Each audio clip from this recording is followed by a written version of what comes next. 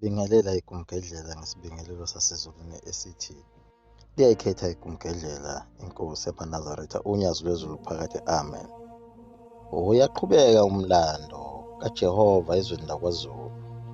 Sesihlakazekile sonke lesizwe samaNguni saze sayofika kwathi le ko-Tanzania sekufika uZwangendaba esikhulume ngayo esiqephini esedlule.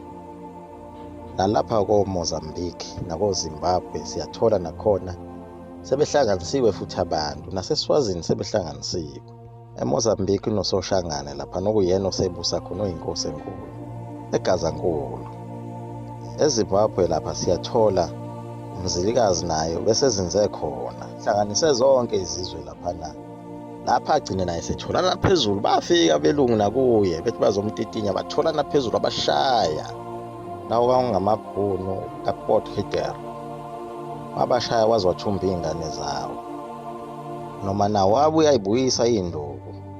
Kodwa ukuba isizwe saseZimbabwe sasingahlangene sasonqotshwa kalula ilamabhunu lawa. Ngapha kwaZulu sithola uShaka eqhubeka-ke manje usebheke ngapha, uhlanganisa isizwe, ubheke lena emampondweni lapha azafika khona oGambushe, inkosi uGambushe yasemampondweni, ehlanganiswa lona izwe lakwaZulu. Phela izwe lakwaZulu likhulu, abelungu laba bathi nje kusinqobeni kwabo babe sebelihlakaza belisika lihamba lize liyofika khona emampondweni izwe lakwaZulu ngokusebenza kukaShaka. Phela okusho ukuthi wakuyiyona inhloso kaNkulunkulu onguJehova uNkulunkulu wethu wezulu nomhlaba, okuyena owagcinisa lo msebenzi ukuthi ugcine emampondweni, ngoba wayengafuni ukuthi uqhubeke kakhulu ngoba kunabaprofethi bakhe ayibathukisile khona emampondweni esisazokhuluma ngabo, njengoba sikade sikhuluma ngesithunywa esikhulu Shembe esihambe saze sayofika entabamhlophe. Naso lesi sithunywa sikaNkulunkulu sagcina sesilaphaya endaweni ekuthiwa kuse-Harrismith, sasingaphansi kobukhosi basemahlutsheni, obhungane phela. Kwenzeka konke lokhu nje kwezimpi ezihamba ziye zofika ebaSuthwini, bakhona abantu bakwaKhumalo lengxenye lena ehamba noMzazela ikhona, kodwa iyasinda ngoba uNkulunkulu ivikele, ngoba bazozala umsindisi onguShembe. Baze bafika abelungu befika esizweni sakwaZulu, bathi uma befika kwasolakala ukuthi ubani ozokwenza umsebenzi ukuthi abaxhumanise ngolimi. Kwase kukhumbuleka ukuthi kunendoda eyakade itholakale olwandle emanzini le eyaqanjwa kwathiwa uhlamba amanzi. Yabe isibizwa-ke leyo ndoda ukuthi-ke woza ndoda, nakho umsebenzi wakho usukhona ukuthi uzotolika lezi zindaba ezikhulunywa laba bantu. Kwaba ukuqala kwakhe ukuvelela uhlamba amanzi. Labe belungu babephethe izipho bede bezincengela ngayo yonke inhlobo yesipho ababefika nayo enkosini befuna umhlaba lapha babengakwazi ukuthi behlale khona. Kwakungekho ubungozi ababebukhombisa, babebonakala njengabantu abamsulwa. Kodwa yena uShaka ngenxa yokuthi wayisuka ezulwini wayekwazi konke lokho ukuthi laba bantu bangaba ingozi ngelinye ilanga, ngoba wayesekufunile ukubona ukuthi ikhali zabo zisebenza kanjani. Wabeka inkomo, wasethi abathathe-ke lesi sibhamu sabo beke besibhekise enkomeni. Sashaya inkomo yawa phansi. Lapho abona khona-ke uShaka ukuthi hhayi, labantu bayingozi, baphethe nezinto esingayijwayele. Wayefuna ukuthi kube khona ubuhlobo phakathi kukaZulu nabo labe belungu. Enye inhloso enkulu yalabelungu babefuna ichweba lapha bazokwazi ukuthi uma besuka eKapa befike bephumule khona. Babefuna lona leli chweba leli ekuthiwa kuseThekwini. Vele igama elithi iTheku lisho kona ukuthi ichweba, babefuna iTheku.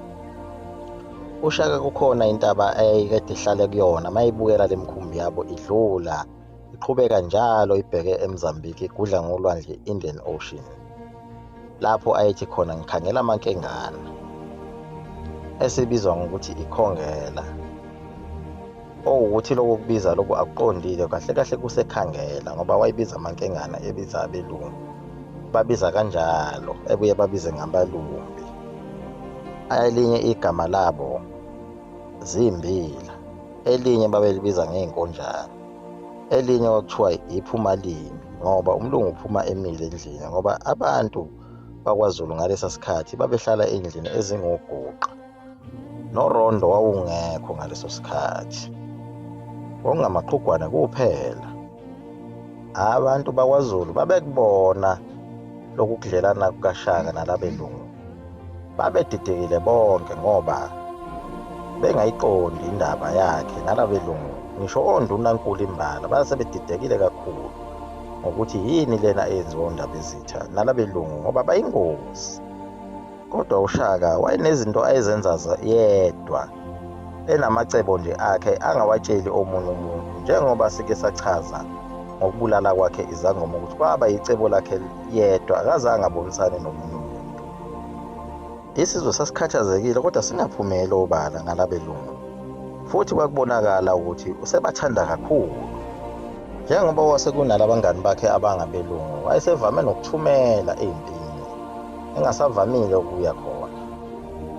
Kulezo zimpi lezo ayithumela kuzo, wayijwayele ukuba amabutho mayesebuya empini uhlalwe ebandla lapha kuthokozwe, ebese ethi abamxoxele ukuthi empini bahambe kanjani, bese beyixoxa impi ukuthi bime kanjani, bese ebuza omunye umbuzo ayewuthanda kakhulu ukuthi ubani ohlabane kuqala, ngoba wayazi ukuthi esikhathini esiningi empini uyena wayefike abulale kuqala.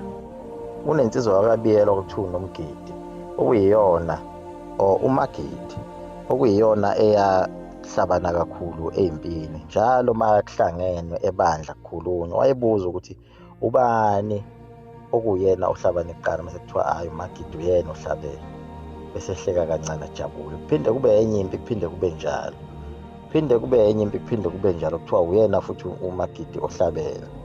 Lapho-ke uShaka amqamba khona igama lensizwa yakabiyela, wathi ngoba yiqhawe waseyibiza wathi awu kwasa nguye, njalo nje makusa uyena, base begcina sekuthiwa usanguye ngoba kwakube ngasa nje kwabakhona impi, uyena uzohlabana. Wase-ke esemnika ibutho ukuthi-ke akahamba ayozithathela indawo yabantu bakwaXulu laphaya kule ndawo kuthiwa ikwesakabiyela. Wahamba uMagidi wafike wanqoba kalula nebutho lapha, enqoba isizwe sakwaXulu, lapho okwathi inkosi yakwaXulu eyayithanda kakhulu ubuthongo bayithola ilele inkosi uXabhashe. uXabhashe lona kuthiwa wayenenkani enkulu kakhulu ngoba kuthiwa uXabhashe nje wayencamela ukuthi isandla sakhe singagxabhasishe kunokuba angafuma into. uXabhashe lona bamzuma ngoba wathi ephaphama ebuthongweni bakhe, baphaphama bembophile, engasakwazanga ukuzilwela nenkani yakhe. Inkani yakhe lena-ke yamhlukumeza kakhulu ngesikhathi eboshiwe, waze wamelwa inhliziyo ukuthi ngize ngiboshwe kanje ngingabisaba nethuba lokulwa. Wafuthelana lapho waze waphangalala.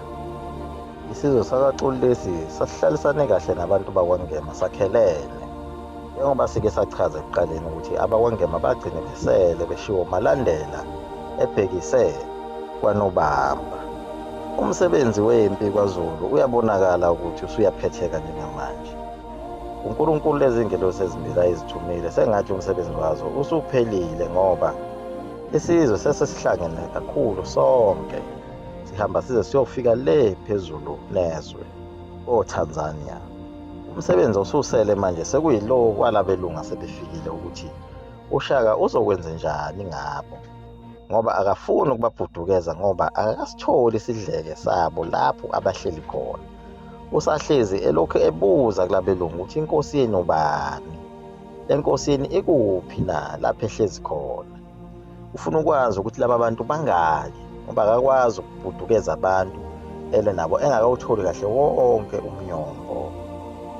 Phela uShaka lona wayehlakaniphe kakhulu, futhi nabantu abahlakaniphile wayebathanda kakhulu uShaka, wayehlala efuna ukuthi bebe seduze kwakhe.